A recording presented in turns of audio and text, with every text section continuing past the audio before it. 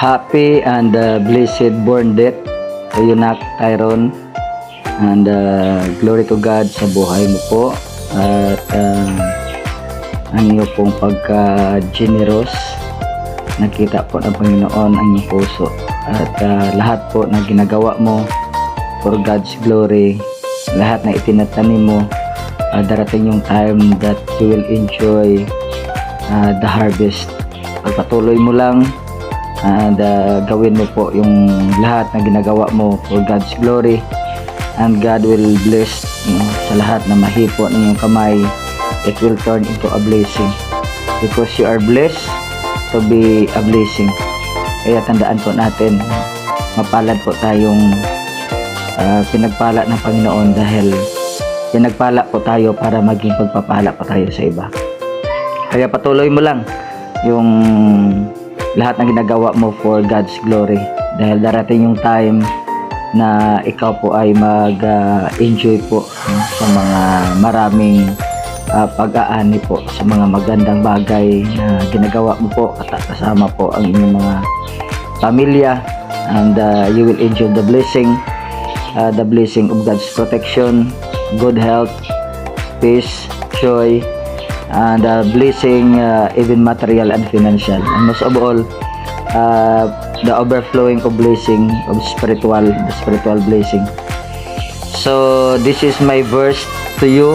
I declare it sa buhay mo po dito po sa Psalms 20 verse 4, and this is my declaration sa buhay mo po.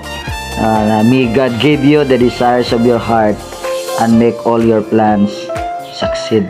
Yan po yung pinakamaganda na kung ang buhay po natin nasa Panginoon, hindi naman tayo mga perpekto, pero napakaganda dahil ang buhay na may Kristo, ang buhay na may takot sa Diyos ay buhay po ng mga pinagpala or pagpalain pagid mo ng Panginoon.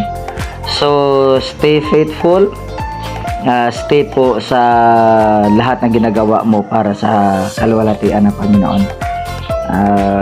Patuloy lang, and God, once again, happy birthday, and God will bless you more years full of strength, joy and success. God bless. Ayan, Tyron, salamat sa buhay mo, anak ko. Happy birthday sa iyo. Patuloy kang ingatan at pagpalain ng Panginoong Diyos.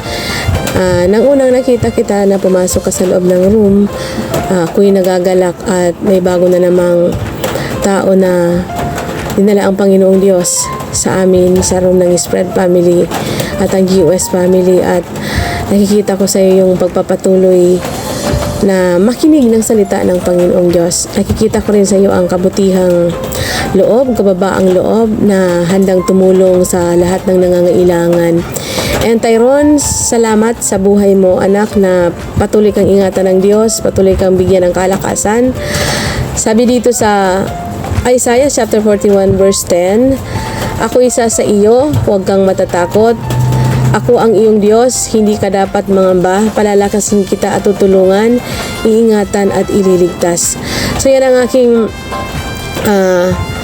verse na ibibigay sa iyo, na ano man ang pagsubok na dumating sa buhay mo, huwag kang matatakot, sapagkat ang Diyos ay laging kasama mo saan ka man magpunta. Tutulungan ka niya at palagi kanyang iingatan sa lahat ng pagkakataon na ikaw ay dumaranas ng pagsubok sa buhay. Pagpalain ka ng Panginoong Diyos, bigyan ka pa ng mas mahabang panahon para makapaglingkod sa Panginoong Diyos, at I declare more blessing abundantly sa buhay mo, anak. Patuloy kang pagpalain, patuloy kang ingatan, patuloy kang proteksyonan.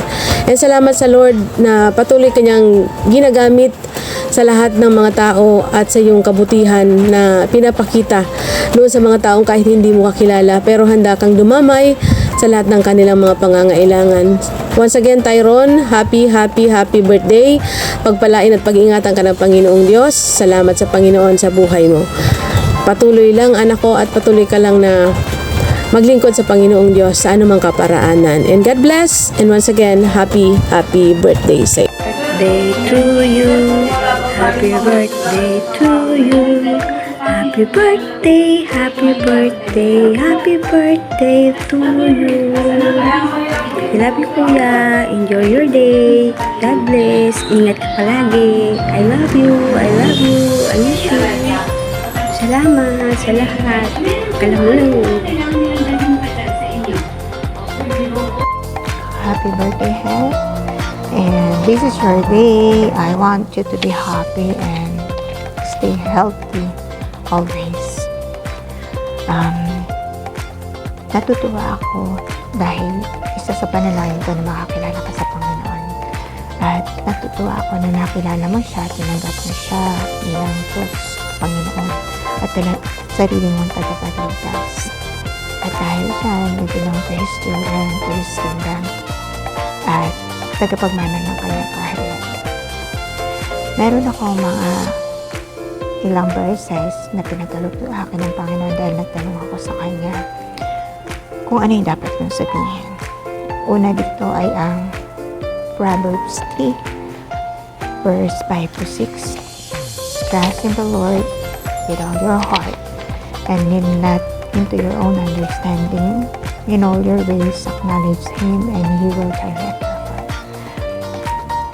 Magtiwala ka sa Diyos sa Panginoon dahil alam ko marami kang pangarap at alam ko marami kang pinagpipray at alam ko na sa paglakad mo sa Kanya, idadirect ka niya sa daan, sa tamang daan. And Matthew 6:33, seek ye first the kingdom of God and His righteousness, and all these things shall be added unto you.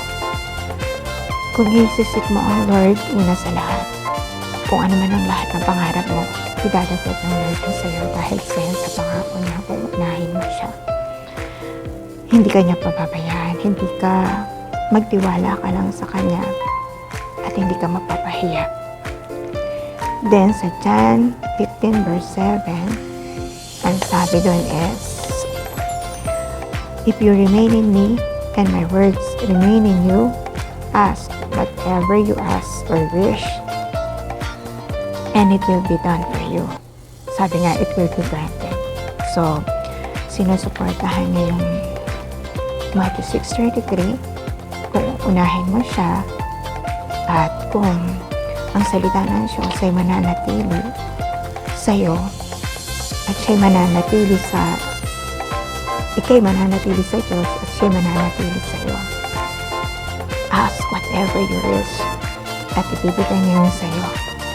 Then, sa Jeremiah 29:11 na kung saan lagi naman natin yung paborito is, I know the plans I have for you, plan to prosper you and not to harm you, and plans to give you hope and a future. So, alam naman natin lahat yun. And, kung ano man ang nais mo sa buhay, pagkakalab niya. And isa din ito sa mga favorite verse ko is Numbers 23 verse 19 to 20. Ang Diyos ay di sinungaling na tulad ng tao. Ano mang sabihin niya ay kanyang gagawin. Kung nangako man siya, ito'y kanyang tutuparin. So, hindi sinungaling ang Diyos. Kung ano yung mga pinangako niya, alam niya yun bawat isa. Kaya tutuparin niya yun lahat sa'yo. Sa Deuteronomy 7 verse 9 is faithful God who keep His covenant for 1,000 generations. Masyado nang tumahaba. God bless you and keep serving God. At isa yun sa panalangin ko na ano man ang mangyari, sana paglingkuran mo siya at unahin sa iyong buhay.